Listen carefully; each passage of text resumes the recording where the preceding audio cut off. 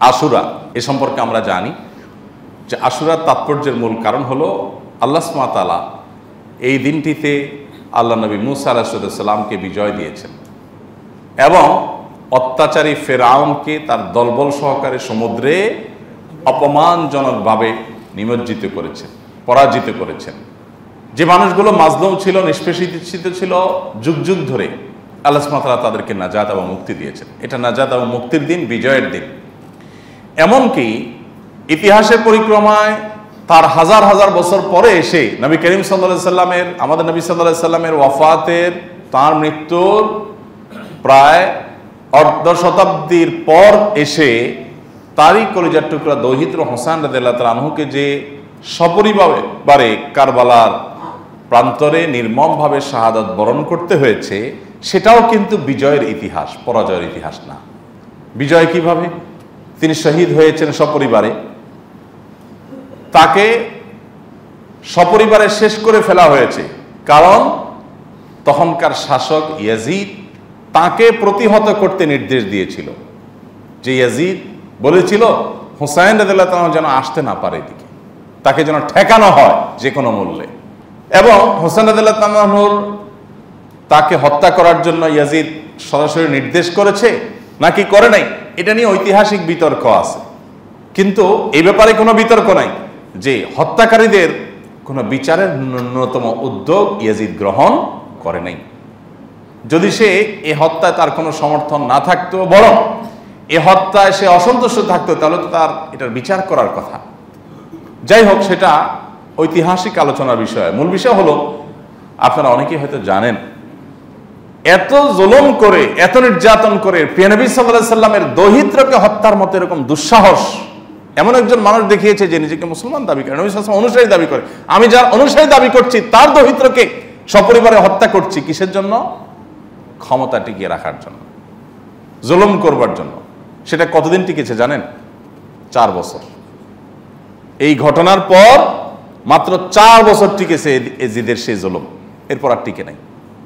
তাহলে আজও পর্যন্ত গোটা পৃথিবীর প্রান্তে প্রান্তরে, গোটা দুনিয়া জুড়ে প্রায় 1400 বছর পার হয়ে গেছে। এত বছর পর, 1400 বছরের চাইতে কম কিছুটা, 1300-1400 বছর পার হয়ে যাওয়ার পরও এখনো পর্যন্ত মানুষ চোখের পানি ফেলে হোসেন রাদিয়াল্লাহু তাআলা তার সপরিবারের জন্য। আর মানুষের রোশানল বদদোয়া হলো এবং মানুষের সকল আল্লাহ তাআলার কাছে অভিযোগ ফরিয়াদ হলো কাদের বিরুদ্ধে? যারা হোসেন রাদিয়াল্লাহুকে শাহাদাতের মুখোমুখি করেছে, তারপর সপরিবারকে শেষ করেছে, সেই খুনিদের বিরুদ্ধে। তাহলে ইতিহাসে অমর হয়ে আছে যারা, তারা বিজয়ী, নাকি ইতিহাসের যারা আস্থা করে নিক্ষিপ্ত হয়েছে, অভিশপ্ত হয়েছে, তারা বিজয়ী? কারা বিজয়ী? নিশ্চয়ই যারা অমর হয়েছে তারা বিজয়ী। তাহলে আশুরার ঘটনা, আশুরার দিনে কারবালার ঘটনা, সেটাও কিন্তু বিজয়ের ইতিহাসই রচনা করেছে। বাহ্যিকভাবে মনে হয়েছে যে উনি শেষ হয়ে গেছেন, উনি মৃত্যুবরণ করেছেন, উনি শহীদ হয়েছেন, কিন্তু প্রকৃতপক্ষে এই মৃত্যু নয়, এই মৃত্যু জীবন। ন্যায় এবং সত্যের উপরে প্রতিষ্ঠিত থেকে অন্যায়ের বিরুদ্ধে কথা বলে নিজের জীবন দিয়ে ইতিহাসে অমর হয়েছেন। আল্লাহ সুবহানাহু ওয়া তাআলা আমাদেরকে আশুরা থেকে অনুপ্রাণিত হওয়ার তৌফিক দান করুন।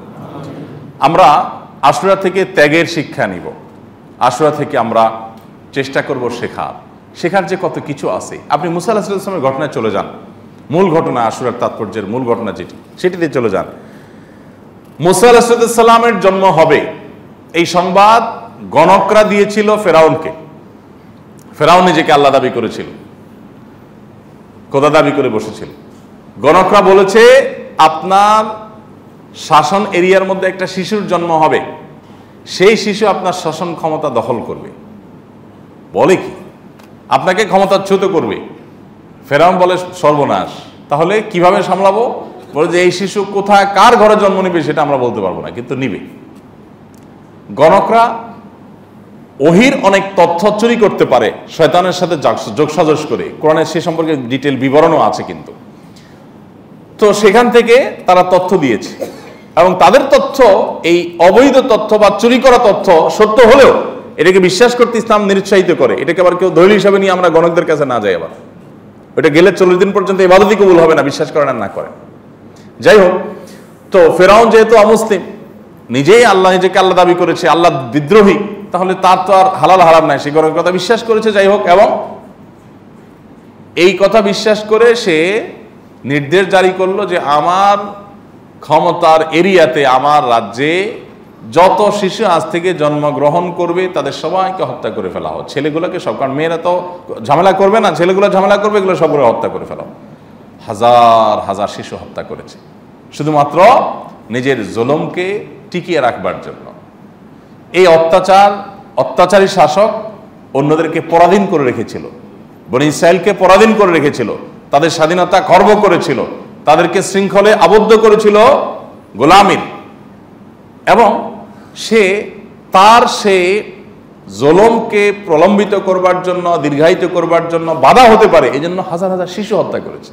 আল্লাহ সুবহানাহু ওয়া তাআলা দেখেন, আপনারা কোরআনে সূরা তাহাতে বিভিন্ন সূরাতে ডিটেইল পাবেন, আল্লাহু আকবার, যে মুসা আলাইহিস সালামের মা যখন দেখতে পেলেন মুসা ইসলামের মাত্র জন্ম হলো, এদিকে আশেপাশে সব শিশু হত্যার মহোৎসব চলছে, শিশু জন্ম হয়েছে, খবর শুনলেই ফেরাউনের লোকজন এসে, তার দলবল সৈনিকরা এসে, তার বাহিনী এসে হত্যা করে ফেলত।